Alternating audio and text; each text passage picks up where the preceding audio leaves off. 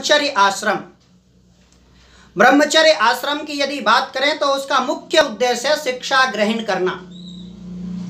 ब्रह्मचर्य आश्रम में जब तक हम रहते हैं तब तक हमारा जीवन विद्यार्थी का होता है और विद्यार्थी के लक्षण शास्त्रकारों ने लिखा, काक चेष्टा बको ध्यानम स्वान निद्रा तथैव च अल्पाहारी गृह त्यागी विद्यार्थी पंच लक्षणम।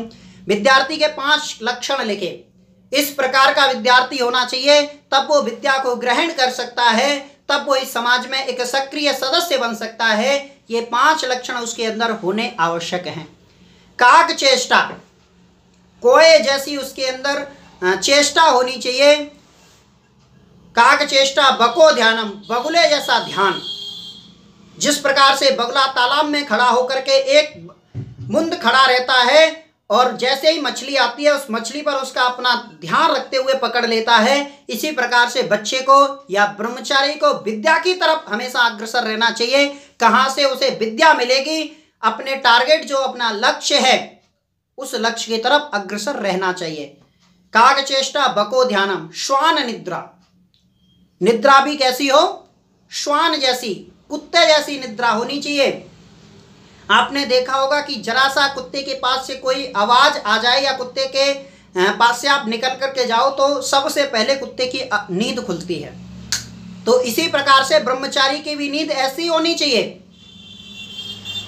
जरा सी आहट हुई उसकी नींद खुल जाए। ऐसा नहीं है कि पड़ा रहता है आलसी बन करके, जो पड़ा है उसे कभी विद्या प्राप्त नहीं होती है।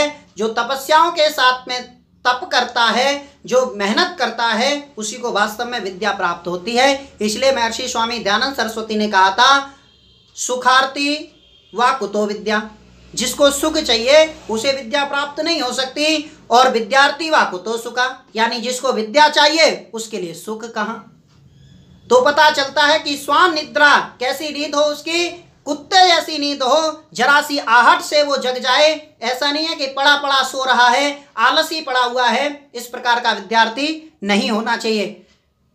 काक चेष्टा बको ध्यानम श्वान निद्रा तथैव च अल्पाहारी, विद्यार्थी का जीवन अल्पाहारी होना चाहिए, क्योंकि अधिक खाएगा तो अधिक आलस्य आएगा। इसका मतलब ये भी नहीं है कि शरीर का ध्यान ना रखें, शरीर की बलिष्ठता का भी ध्यान रखें, शरीर के पोषण का भी ध्यान रखें, लेकिन इसका मतलब यह भी नहीं है कि खाने के लिए जिए। हम संसार में आज बहुत सारे ऐसे लोगों को देखते हैं जिनका उद्देश्य केवल खाना है। वो अपने जीवन में या वो सांस इसलिए ले रहे हैं क्योंकि उन्हें खाना मिल रहा है। तो हमें खाने के लिए नहीं जीना है, जीने के लिए खाना है। जितनी आवश्यकता है हमें जीने के लिए, बस उतना ही भोजन करेंगे, उसके बाद हमें भोजन करने की आवश्यकता नहीं। अल्पाहारी गृह त्यागी।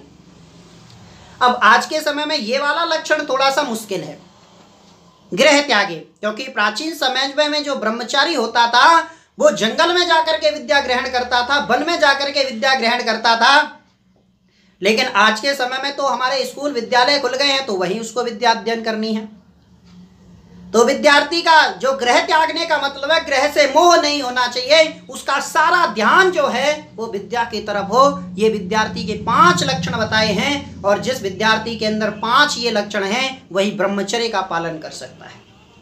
क्योंकि ब्रह्मचर्य का मुख्य उद्देश्य मैंने बताया विद्या ग्रहण, और जो विद्यार्थी विद्या ग्रहण कर लेता है या विद्या ग्रहण करने की सीढ़ी पर चढ़ता है, उसके लिए शास्त्रकार कहते हैं, विद्या ददाति विनयम, विनयम ददाति पात्रताम, पात्रताम धन आपनोते, धनात् धर्मम तथा सुखः। विद्यार्थी जब विद्या प्राप्त कर लेता है तो विद्या से उसको विनय प्राप्त होती है, क्योंकि संसार में हर एक कोई विद्यार्थी नहीं, प्रत्येक व्यक्ति चाहता है कि मेरा जीवन कैसा हो, सुखमय हो, किसी भी प्रकार का दुख मेरे जीवन में ना आए। हम सब चाहते हैं, किसी भी प्रकार का दुख हम नहीं झेलना चाहते हैं। तो सुख प्राप्त करने के लिए जो प्रथम सीढ़ी है वो है विद्या, क्योंकि विद्या को प्राप्त कर लेंगे तभी तो कर्तव्य अकर्तव्य का ज्ञान होगा। लेकिन योगीराज श्री कृष्ण गीता में लिखा है कि संसार में बहुत बड़ा अजूबा है, सुख तो सब प्राप्त करना चाहते हैं लेकिन पुण्य कोई नहीं करना चाहता, क्योंकि पुण्य करेंगे तो सुख मिलेगा और पाप करेंगे तो दुख मिलेगा। ये सत्य है, ये बात हर एक कोई जानता है। किसी भी धर्म का क्यों ना हो, किसी भी मत का क्यों ना हो, किसी भी ईश्वर को मानने वाला क्यों ना हो, लेकिन इतनी बात वो जरूर जानता है कि यदि मैंने बुरा काम किया तो मुझे दुख मिलेगा और अच्छा काम किया तो मुझे सुख मिलेगा। लेकिन योगीराज श्री कृष्ण कहते हैं कि संसार में सुख तो प्राप्त सब करना चाहते हैं, लेकिन पुण्य नहीं करना चाहता कोई। तो इसलिए सुख प्राप्त करने के लिए पुण्य करने की आवश्यकता है, और पुण्य कर्म कौन से हैं ये हमें विद्या से पता चलेगा।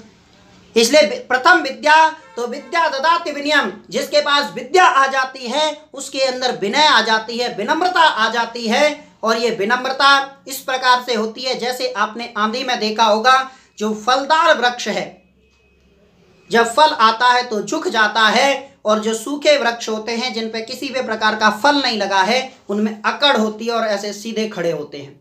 और जैसे ही आंधी आती है तो झुके हुए लचीले पेड़ों को तो आंधी बचा देती है, लेकिन जो अकड़े खड़े होते हैं उन्हें तोड़ती हुई, उखाड़ती हुई, फेंकती हुई चली जाती है। इसलिए संसार में जिसके अंदर विनय है, जो विनम्र है, जो नम्र है, वही संसार में इज्जत प्राप्त करता है, वही संसार में सम्मान प्राप्त करता है। इसलिए विद्यार्थी का दूसरा लक्षण लिखा कि उसके अंदर विनय भी हो, और विद्यार्थी नहीं, संपूर्ण मनुष्य मात्र के लिए उसके अंदर विनय का होना बहुत जरूरी है।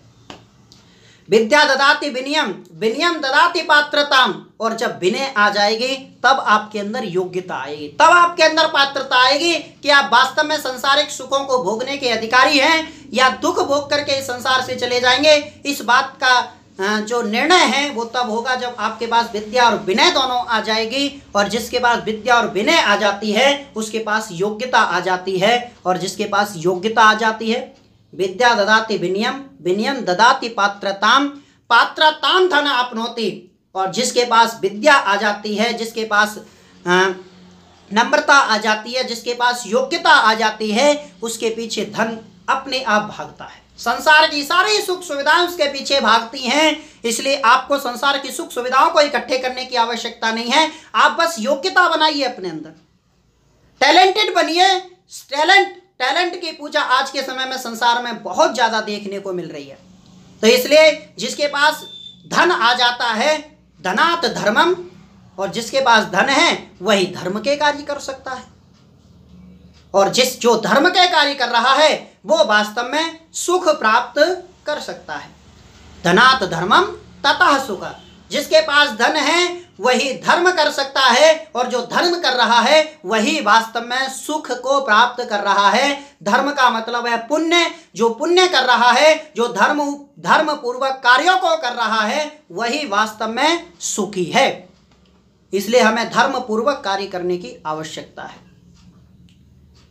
तो ये विद्यार्थी के ब्रह्मचर्य जीवन का जो लक्ष्य है वो केवल और केवल विद्या ग्रहण करना है, और विद्या ग्रहण करने का जो दायित्व था, विद्या ग्रहण कैसे करनी है, ये सारी बातें हमने बता दी। विद्या का उद्देश्य क्या है, विद्यार्थी के लक्षण क्या है, ये ब्रह्मचर्य आश्रम